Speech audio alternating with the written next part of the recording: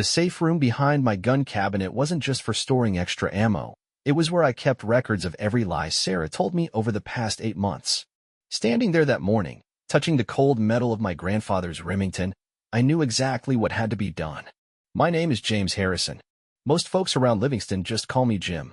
At 54, I've spent more time in the Montana wilderness than most men spend at their desks, and I prefer it that way. 20 years of running Harrison Guide Services taught me one thing. In the wild, there's no room for mistakes. You track, you wait, you act. Nature's got no patience for hesitation. The morning everything changed, I was cleaning my iPad before a week-long guided hunt. Some big shot from Texas wanted to bag an elk, and I needed my GPS maps updated. That's when Sarah's messages started popping up. She'd forgotten to unsync her account from my tablet. Rookie mistake. The kind that gets you killed in my line of work. Late meeting with Blake about the River Lodge event. Don't wait up. That was last Tuesday. Funny thing was, I'd driven past the River Lodge that night. Dark as a cave. Not a single car in the lot. I kept scrolling, my coffee going cold beside me. 8 months of messages between my wife and her event planning partner, laid out like a trail of breadcrumbs. Each one another lie. Each one another step away from our 15 years of marriage. The phone rang, breaking my concentration. Harrison Guide Services, I answered, my voice steady as ever. Jim? Got a situation with the Thompson booking. It was Pete from the local hunting association. They want to move up the date. You available next week instead of October? I glanced at the iPad, then at the calendar on my wall. Sarah had marked next week with BC Portland Conference. Yeah, Pete. Clear my schedule. I'm all theirs. After hanging up, I walked to my gun cabinet. Behind it lay my fallout room, a concrete bunker I'd built after the '98 forest fires. Wasn't paranoia that made me build it. Just good sense. Inside, I pulled out a fresh notebook and wrote the date. Below it, I listed every lie I'd discovered that morning, every late meeting and business trip from the past 8 months. The old Jim Harrison might have confronted Sarah right then. Might have called that smooth-talking event planner Blake Chapman and said some things a man can't take back. But 2 decades of tracking elk through mountain terrain teaches you patience. You don't spook your prey. You watch. You wait. You plan. I heard Sarah's car pull into the driveway. The familiar sound of her heels clicking on our porch steps.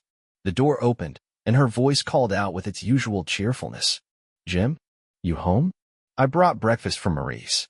I closed the notebook, slid it back into its hiding spot, and shut the gun cabinet. In the study, I called back, my voice betraying nothing. The hunt was on, and I'd be damned if I wasn't going to do this right. Sarah set up breakfast at our kitchen table like nothing was wrong, laying out the sourdough toast and eggs from Marie's diner. I watched her hands as she worked, steady, no tremors, no guilt. 15 years of marriage, and she learned to lie better than some of my clients tracking blood trails. Portland next week? I asked, keeping my voice casual as I poured coffee. She glanced up, then smiled. Oh, yes. Big conference. Blake's got some potential clients flying in from Seattle, too. I nodded, taking a bite of toast. Watched her check her phone under the table, thinking I wouldn't notice. Same way a young buck thinks you can't see him through the brush. After breakfast, I drove into town. Livingston wasn't big enough for secrets, not really, but people still tried. My first stop was the Rusty Nail, where my old friend Mike handled the morning shift.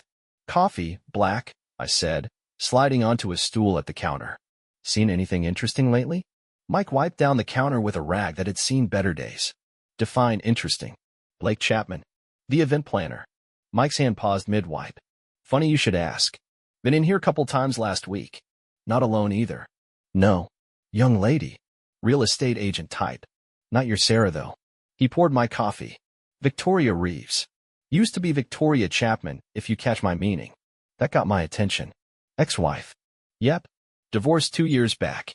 She's been asking about him, too. I left Mike a good tip and headed to Reeves' Reality. Victoria's office was one of those modern setups, all glass and chrome, trying too hard to look like a slice of Seattle and Montana. She looked up from her desk as I walked in, and I saw recognition flash across her face. Jim Harrison, she said, not a question. I was wondering when you'd show up. Mind if I sit? She gestured to the chair across from her desk. I mind small talk. So let's skip it. Your wife's sleeping with my ex-husband. Straight shooter. I appreciate that. Victoria leaned back in her chair. Blake's got a type. Successful women, usually married, usually bored. He swoops in with his charm and his fancy events, makes them feel special. Then he moves on to the next town, the next woman. You've been watching him. Like you've been watching Sarah.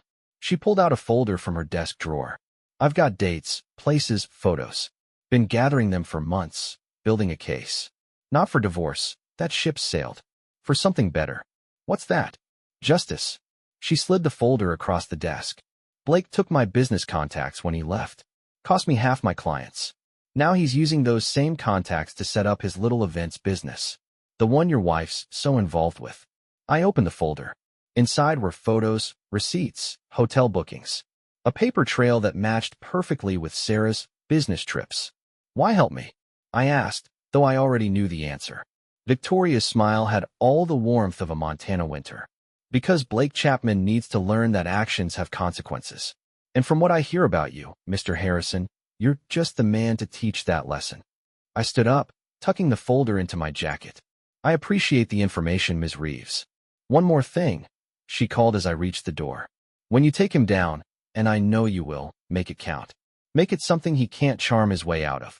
I nodded and left her office, my mind already mapping out the hunt ahead. In my truck, I added Victoria's intel to my notebook. The picture was getting clearer now, like a target stepping into a clearing. Sarah had her Portland conference coming up. Time to start laying out my snares.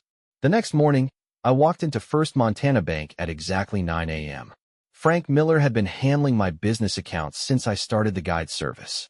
He looked up from his computer and must have seen something in my face because he closed his office door without me asking. What's on your mind, Jim?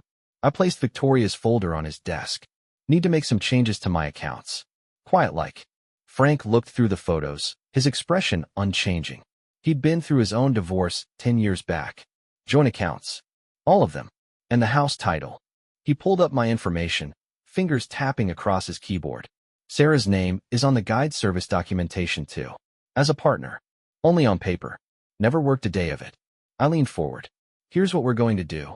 An hour later, I walked out with new accounts in my name only. Everything legitimate, everything legal. I'd learned long ago that revenge is best served through proper channels. Let the other side make the desperate moves. My next stop was the Lazy K Ranch, where Bill Matthews ran his law practice out of a converted barn. Most folks thought it was eccentric. I knew better. Bill made more from his cattle than he did from law. But he kept his practice running for friends like me.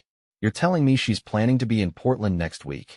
Bill asked, examining the evidence I'd gathered. That's her story. He pulled up some records on his computer. Well, according to the Mountain Lodge booking system Victoria gave us access to, she and Blake have a corporate retreat scheduled right here in Livingston. Same dates. He turned the screen toward me. Room 412. Premium suite. Sloppy, I said. People having affairs usually are. Bill started typing. I'll have the divorce papers ready by Friday. Everything documented, everything clean. But Jim. He looked up at me. You sure about the timing? I nodded. Sarah's parents are hosting Thanksgiving next week. Whole family will be there. Her sister's flying in from Chicago. Brother from Salt Lake City. Jesus, Jim. Bill actually cracked a smile. That's cold. No, I said, standing up. Cold would be letting them waste money on plane tickets for Christmas too. Over the next few days, I put the rest of my plan in motion. Called Sarah's father, Bob, and asked if we could host pre-Thanksgiving drinks at their place. Want to make it special this year, I told him. His enthusiasm made my gut twist, but I pushed it down. I also made a point to be seen around town. Had lunch at Marie's. Bought supplies at Hanson's Hardware. Booked 2 hunting trips for December. Anyone watching would see a man going about his normal routine. Just like how a cougar acts normal right up until it's ready to pounce. Victoria kept her end of the bargain too. She accidentally scheduled viewings of properties that Blake was supposedly evaluating for events. Made sure her car was visible outside the Mountain Lodge during his meetings with Sarah. Little breadcrumbs that any interested party could follow. The night before Sarah's supposed Portland trip, I sat in my study updating the logbook. Through the window, I watched her pack her car with far too many bags for a business conference. She was humming to herself, probably thinking she had it all figured out. Probably thinking she was too smart to get caught. I picked up my phone and dialed a number. Everything's set. Victoria asked. Almost. You got the room next to theirs. 411, adjoining wall. I'll have everything recorded. I hung up and went to check my own recording equipment. The small cameras I'd hidden in the mountain lodge's parking lot had cost a pretty penny, but they'd be worth it. Everything had to be documented. Everything had to be legal. Everything had to be permanent. Sarah left for Portland at 6 in the morning. I waited 30 minutes, then drove to the mountain lodge. Parked my truck where the cameras had clear sight lines and settled in with a thermos of coffee. At 7:45, Blake's Mercedes pulled into the lot. He checked his hair in the rearview mirror before heading inside. Sarah arrived 10 minutes later, parking in the back like she thought nobody would notice. My phone buzzed. Victoria's text read, "In position. Room service ordered for 2." I gave them an hour to get comfortable, then called Sarah's mother. Martha had always treated me like a son, which made this part necessary but unpleasant. "Jim? Everything all right?" "Actually, Martha, I'm worried about Sarah. Been acting strange lately. Thought she was in Portland, but I just saw her car at the mountain lodge." I kept my voice concerned, fatherly. "Maybe you could call her? See if everything's okay." 20 minutes later, my phone rang. It was Bob, Sarah's father. His voice had the kind of quiet anger I recognized from men who'd just had their world shaken. "She's not answering her phone, Jim. Martha's beside herself. What the hell's going on? Why don't you meet me for coffee? Marie's Diner. Bring Martha." I paused. "And maybe call Rachel and Tom. They should hear this before Thanksgiving too." By noon, Sarah's whole family knew. Not because I told them outright, I just led them to the right questions. Let them see the evidence themselves. Rachel, the Chicago sister with her corporate law background, was the first to connect all the dots. "That son of a bitch," she said, staring at the photos Victoria had provided. "He's done this before, hasn't he?" To other women. I let that sink in while Bob gripped his coffee cup like he wanted to shatter it. Martha had stopped crying and moved straight to cold fury. Tom, the youngest, kept shaking his head. "What are you going to do?" Bob finally asked. "Nothing yet. Thanksgiving's still on. But I need you all to act normal until then." "Can you do that?" They could. Sarah's family had that old Montana steel in their spines. They understood what needed to be done. Later that afternoon, I made my way to Blake's office downtown. His secretary tried to stop me, but I walked right past her. Found him on the phone, feet up on his desk, talking about table arrangements. He saw me, and his face went white. "I'll call you back," he said into the phone. I sat down across from him, took out my hunting knife, and started cleaning my nails. Didn't say a word. "Look, Jim," he started, "whatever you think." I cut him off. "Next week's Thanksgiving. You're going to decline any invitation Sarah extends. You're going to be busy. Very busy. In fact, you might want to start looking for opportunities in other states."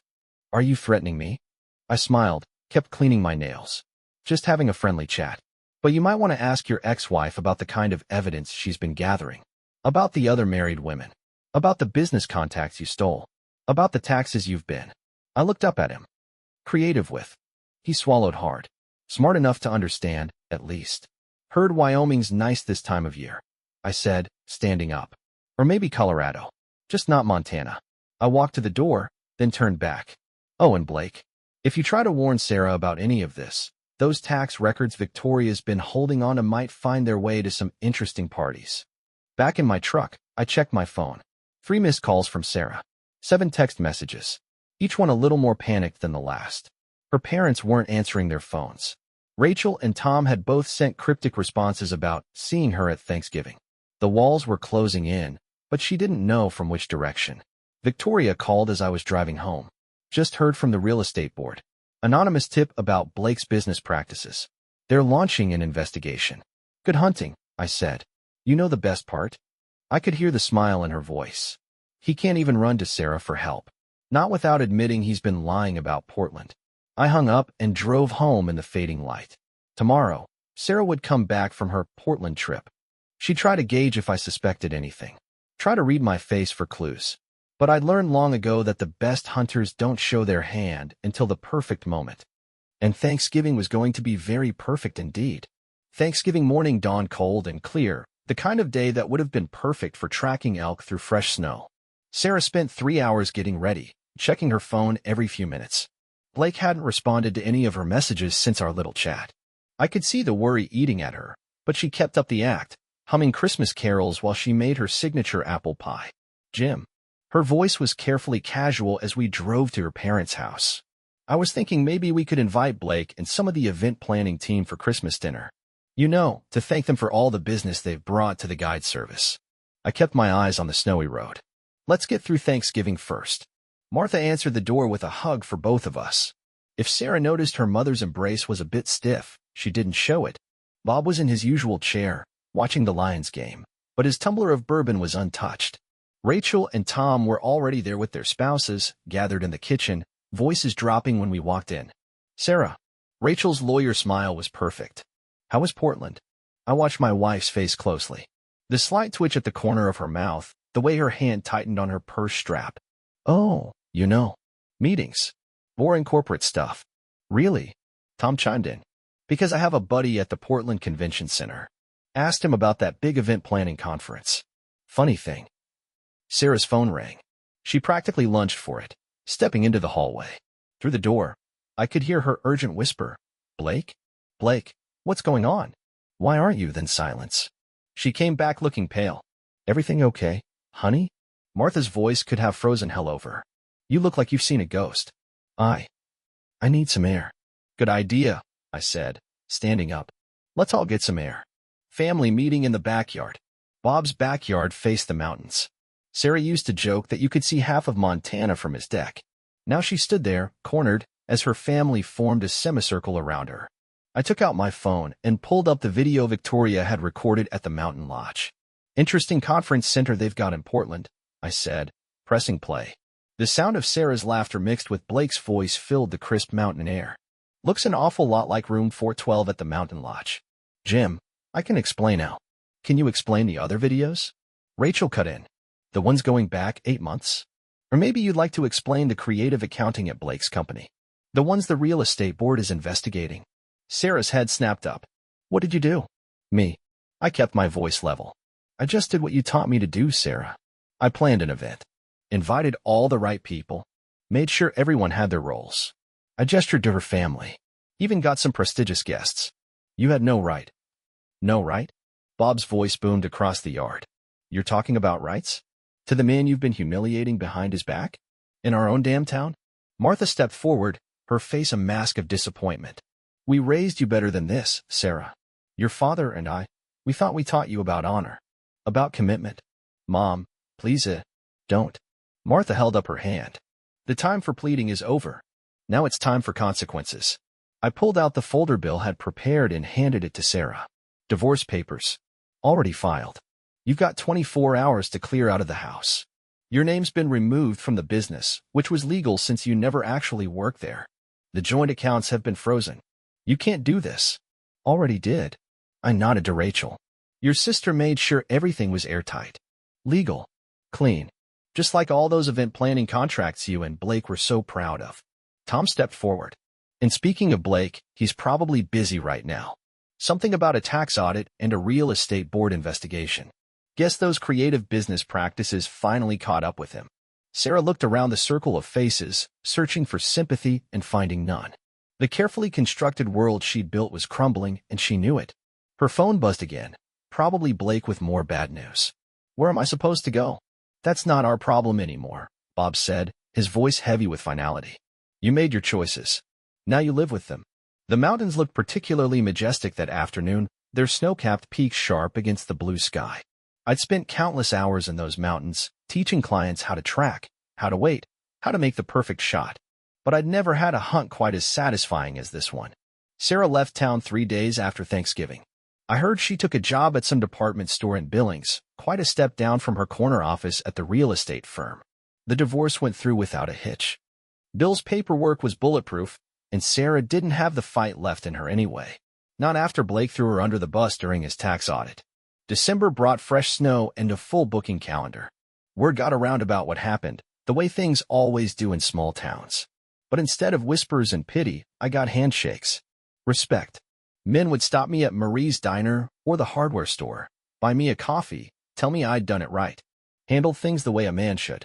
Got a call from the Lazy K Ranch. Pete told me one morning at the Hunting Association. Bob Wilson's group wants to book your whole season next year. Said they heard good things about how you handle yourself. I was checking my rifle scope when Victoria stopped by the office. She'd gotten her real estate license reinstated after Blake's departure, Picked up most of her old clients and then some. Thought you'd want to know, she said, dropping into the chair across from my desk. Blake's declaring bankruptcy. Turns out he was running the same scam with 3 other event planning companies across state lines. FBI's getting involved. Appreciate the update. She studied me for a moment. You know, most men would have lost it. Gone for revenge, made a scene. But you played it smart. Surgical.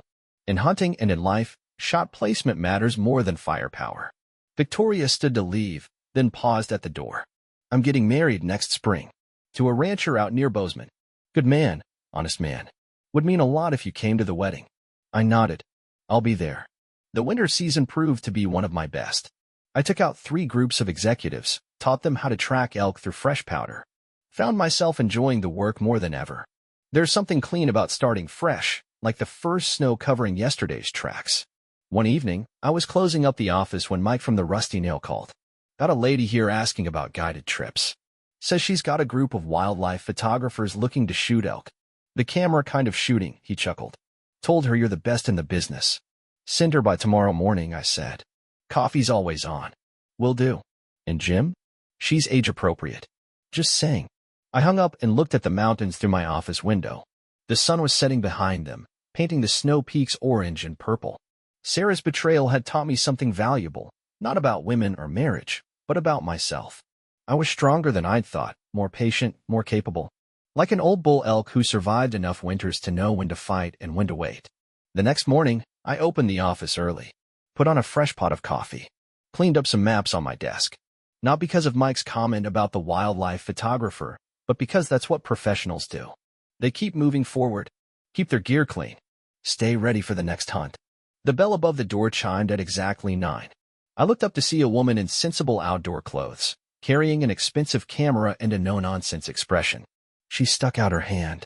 Karen Mitchell. I hear you're the man to talk to about tracking elk in these parts. Her handshake was firm, confident. No rings on her fingers. No pretense in her smile. Just straight business and clear intentions. Pull up a chair, I said, reaching for the coffee pot. Let's talk about what you're looking to find out there in those mountains. 1 year to the day after that Thanksgiving showdown, I stood as Victoria's witness at the Lazy K Ranch. She'd found herself a good man. A rancher who looked at her like she'd hung the moon and knew the difference between a quarter horse and a thoroughbred. During the reception, her new husband raised a glass in my direction. To the man who cleared the path, he said. The crowd knew exactly what he meant. Blake didn't make it to the wedding. Hard to attend social functions when you're doing 18 months in federal prison for tax fraud. Turns out the FBI found a lot more than creative accounting once they started digging. Victoria's evidence was just the tip of the iceberg. Last I heard, he was making new friends in a minimum security facility in South Dakota. Sarah tried calling around Christmas. I blocked her number. Then she tried writing, some long letter about mistakes and regrets. I used it to start my fireplace. Her parents sold their house and moved to Arizona, tired of the whispers and sideways glances their daughter's actions had brought them. Rachel, her sister, took over their law firm and doubled the business in 6 months. Turns out people respect lawyers who stand for something. Karen's wildlife photography business took off after our first guided trip. We spent that winter tracking elk, capturing images that ended up in National Geographic. She knew how to stay quiet in the woods, how to read tracks, how to wait for the perfect shot. By spring, we were taking more than just pictures. Turns out there's something to be said for a woman who can handle herself in the mountains and doesn't need the bright lights of false promises to see what's real. My guide service expanded. Bought out 2 competitors, hired 4 new guides. Now I mostly train others, teach them what I've learned about tracking, hunting, and life. Whatever you're hunting, I tell them, patience beats passion. Strategy beats strength. And sometimes, the best revenge is living well enough that your enemies become nothing more than another story to tell around the campfire. Last week, I heard Sarah's working as an assistant manager at that department store in Billings. She tried dating one of the regional supervisors, another married man. He transferred her to the shoe department after she got too clingy. Some people never learn. But that's not my concern anymore.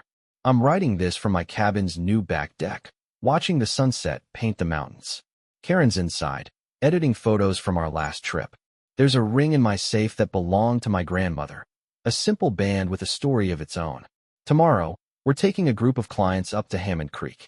Might make a detour to that lookout point where you can see 3 states on a clear day. Seems like as good a place as any to start a new chapter. The coffee's hot, the rifles are clean, and the morning promises fresh tracks in new snow.